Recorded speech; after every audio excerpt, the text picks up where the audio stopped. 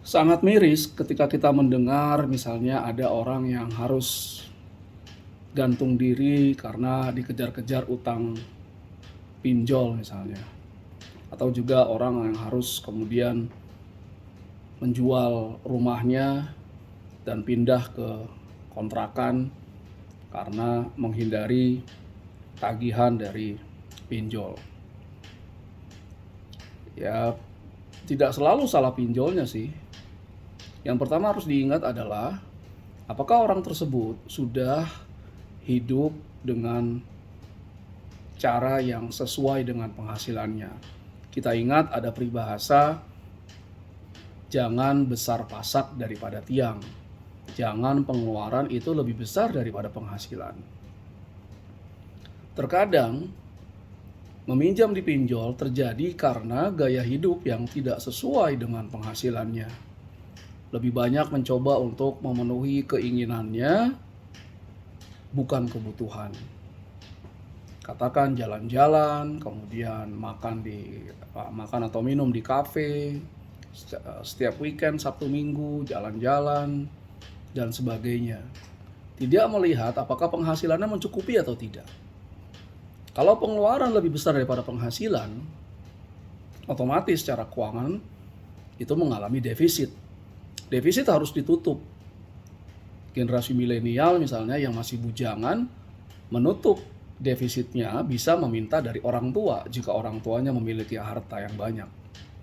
Kalau tidak bisa meminta orang tua, maka defisit tersebut ditutupi dengan hutang.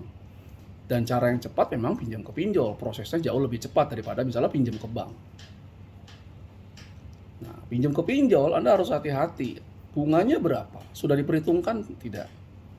Bisa nggak nanti membayarnya? Karena pinjol menerapkan prinsip bunga berbunga atau compound interest atau bunga majemuk. Kalau Anda tidak membayarkan suatu cicilan, Anda membayarkan bunga bukan atas pokoknya saja, tapi juga atas bunga yang Anda tidak bayarkan sebelumnya. Belum lagi denda atau beban administrasi lainnya.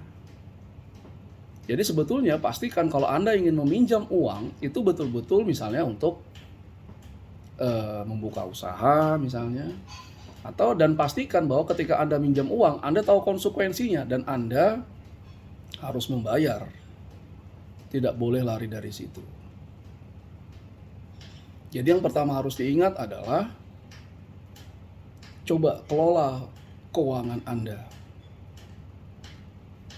Ya. Terjerat dalam utang itu biasa terjadi karena pengeluaran lebih besar daripada penerimaan. Dan pengeluarannya itu lebih banyak untuk hal-hal yang sifatnya keinginan, bukan kebutuhan. Keinginan untuk diakui oleh orang lain bahwa dia telah sukses, keinginan untuk hidup dengan nyaman, you only live once misalnya. Jadi Anda mengorbankan konsumsi di masa depan untuk konsumsi sekarang. Padahal kalau Anda generasi milenial umur 20 sampai 30, Anda akan butuh uang lebih banyak nanti di kemudian hari. Anda misalnya nikah, kemudian punya anak, biaya pendidikan sekolah anak. Ketika sudah tua mungkin berbagai penyakit akan mulai menghampiri. Nah, jadi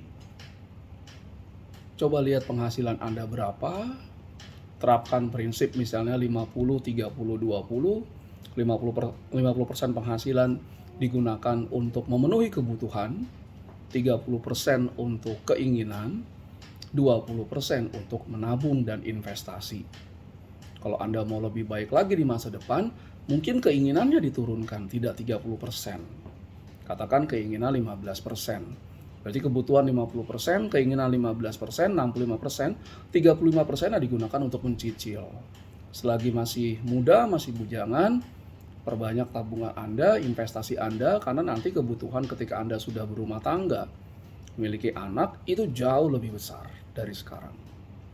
So, hati-hati dalam mengelola keuangan Anda agar Anda tidak sulit hidupnya di masa yang akan datang.